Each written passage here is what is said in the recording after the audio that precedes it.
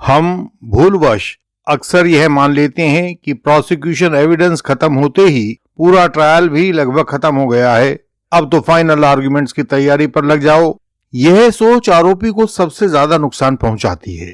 Prosecution evidence के बाद आने वाली स्टेज यानी आरोपी का स्टेटमेंट अंडर सेक्शन 113 सीआरपीसी, नए कानून में यह 351 बीएनएसएस बन चुका है, वह बिंदु होता है जहां कई कन्विक्शन टूटती रहती हैं और कई निर्दोष लोग जेल से बाहर आते हैं। इस स्टेज को औपचारिक मानना, फॉर्मल मानना एक स्ट्रेटेजिक गलती है जिसका खमियाजा हमेशा आरोपी भुगतता है। जो स्टेज आरोपी की सजा को गिरा सकती है, वही स्टेज अगर गलत तरीके से हैंडल हुई तो आरोपी को जेल तक भी पहुंचा सकती है। आज की यह चर्चा उसी स्टेज की है जहां आरोपी, ट्रायल कोर्ट और डिफेंस काउंसिल की छोटी छोटी चूकें बड़े कानूनी नुकसान में बदल जाती हैं। हम यह भी देखेंगे कि इस स्टेज पर आरोपी, डिफेंस काउंसिल और ट्रायल कोर्ट क्या क्या गलतियां करते हैं, उनसे कैसे बचा जाए ताकि आरोपी को नाहक जेल ना जाना पड़े। आइए अब हम उन एरियाज को देखते हैं जहां 313 के दौरान आरोपी या उसके डिफेंस काउंसिल को बचकर रहना चाहिए। सबसे पहली चूक आरोप संबंधी तथ्यों पर होती है, प्रोसिक्यूशन एविडेंस पर होती है। सेक्शन 313 का पहला और सबसे ठोस काम यह है कि प्रोसिक्यूशन एविडेंस से निकले हुए हर आरोप, उस पर लाया गया प्रोसिक्यूशन एविडेंस यानी इंक्रिमिनेटिंग फैक्ट्स आरोपी के सामने साफ शब्दों में रखे जाएं। गवाह क्या कह रहे हैं, डॉक्यूमेंट्स क्या दिखा रहे हैं, मेडिकल और फोरेंसिक एविडेंस क्या इशारा कर रहे हैं, यह सब आरोपी से पूछा जाना चाहिए।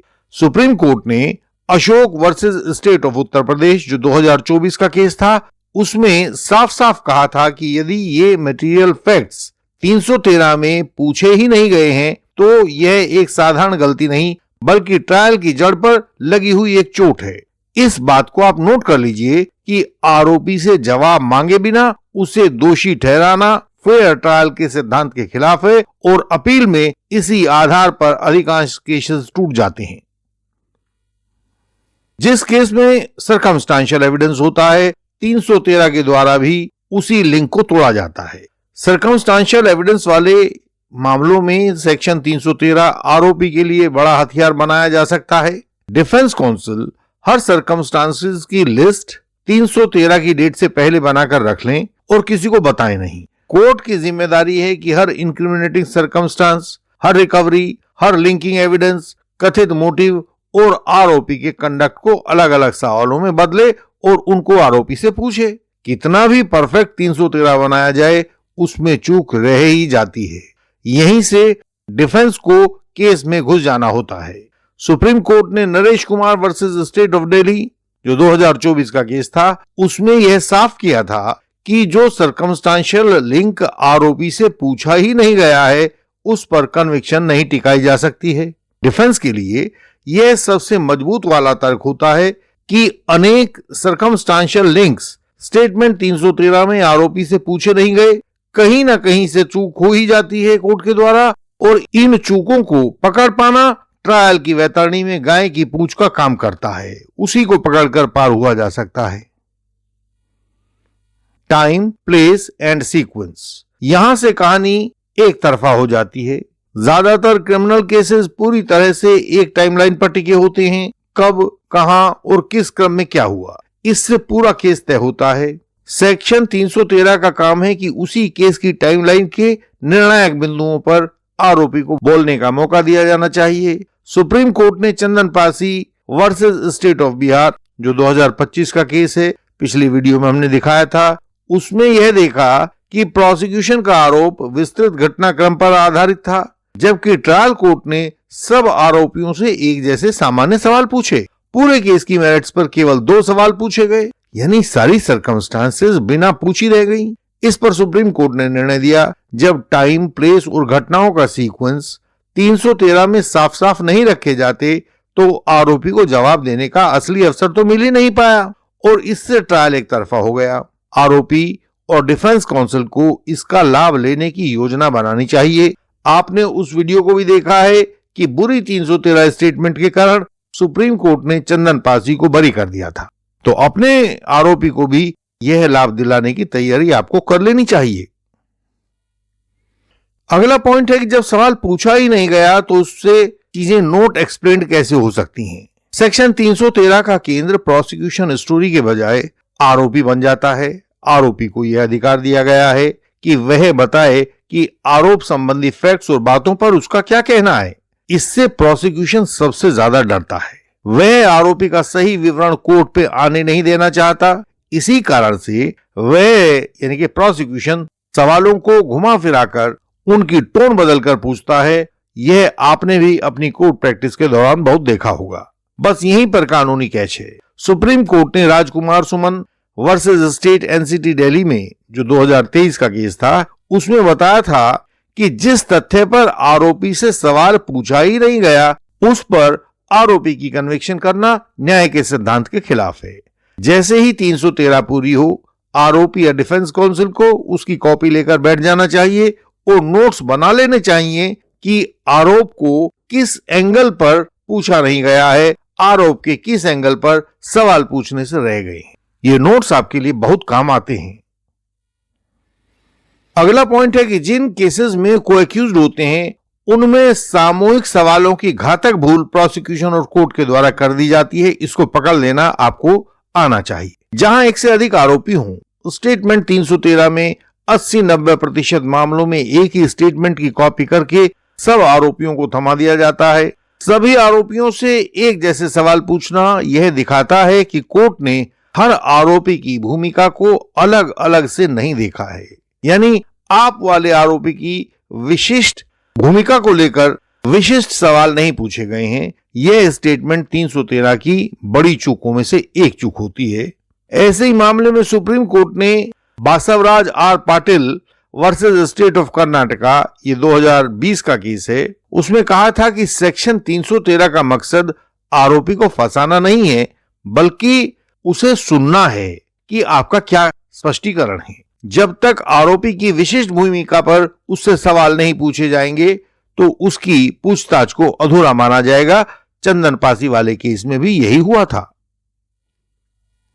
अगला पॉइंट है कि सेक्शन 313 को केवल औपचारिकता नहीं माना जा सकता, यह कोर्ट की कानूनी ड्यूटी है।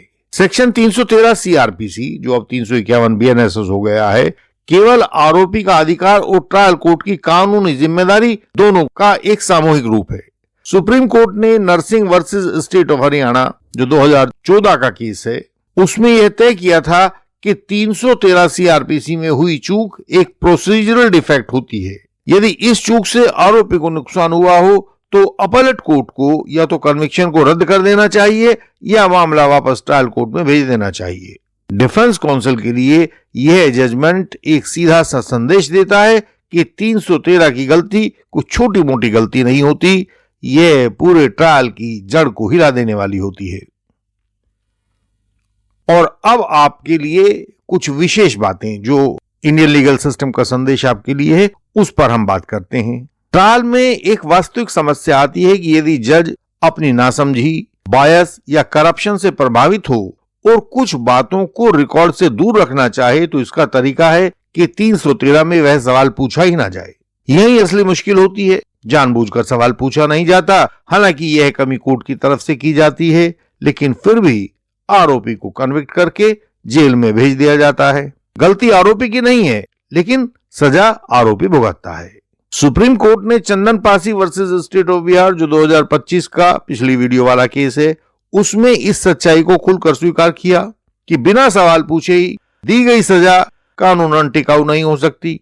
तो आप अपने केस में भी यही हथियार इस्तेमाल करो कि 313 कंप्लीट होते ही उसकी कॉपी और उसके नोट्स को तैयार करो और देखो कि चूक कहां कहां की गई है और क्या क्या की गई है, और कोर्ट के रिकॉर्ड पर अगली स्टेप वाला जो हम बता रहे हैं आपको, वह वाला एक कानूनी खेल खेल दो, आपका आरोपी बचा रहेगा। और यह सूत्र हम आपको देते हैं कि 313 की स्टेटमेंट रिकॉर्ड होने के एक दिन बाद हमेशा एक एप्लीकेशन लगा ही दो। यहां एक बहुत कानूनी चतुराई से एक एप्लीकेशन लिखी जानी चाहिए, जिसमें संभव हो तो आरोपी के हाथ से लिखवा कर दे दिया जाए। उसका मजमून यह होगा कि उसकी 313 सही ढंग से वह पूरी तरह से रिकॉर्ड नहीं की गई है। हर बात पूछी नहीं गई है। सब आरोपियों की एक जैसी कॉमन 313 करवाई गई है। किसी आरोपी की विशिष्ट बातें पूछी नहीं गई हैं और ये सब बातें लिख दीजिए जो अभी हमने आपको वीडियो के शुरू से अब तक बताई हैं। चुपचाप यह एप्लीकेशन कोर्ट के रिकॉर्ड पर लगवा दीजिए। जज साहब पूछें कि ये क्या एप्लीकेशन लगाई है तो वहां सब बातें उनको बिल्कुल खुलकर मत बताइए कि कुछ बहुत बड़ा फाइल किया गया है। यह एप्लीकेशन डिसाइडेड या अनडिसाइडेड कैसी भी यदि रिकॉर्ड के साथ अपीलेट कोर्ट के सामने पहुंच गई तो आपको एक तो तत्काल बेल मिलेगी, सुनवाई का अवसर मिलेगा और कानूनी सहानुभूति मिलेगी। यह एडवोकेसी का हम आपको एक बड़ा गूढ़ रहस्य बता रहे हैं, बिगड़ैल जजों से कैसे पार पाया जाए। बहुत सारे जज साहिबान आरोपी को सजा करने के लिए ही कोर्ट में बैठते हैं तो वहां यह एप्लीकेशन बहुत काम आती है। बस एप्लीकेशन लिखने का काम बहुत सिद्ध तरीके से करना होगा। उसमें लिखावट में कुछ पेच डालने होंगे ताकि उसे ट्रायल कोर्ट तो पकड़ ना पाए और अपीलेट कोर्ट देखते ही आपकी बात सुनने को राजी हो जाए। आपके लिए ऐसी एप्लीकेशन लिखनी यदि कठिन हो तो ILS से कहिए, इंडियन लीगल सिस्टम से कहिए, वह आपके लिए इसको बनाकर दे देंगे। ILS हमेशा एडवोकेसी के गूढ़ पैंतरे आपको समझाता है। 2025 का साल पूरा होता है। यह 2025 की संभवतः हमारी अंतिम वीडियो है। अब अगले वर्ष में मिलेंगे 2026 में।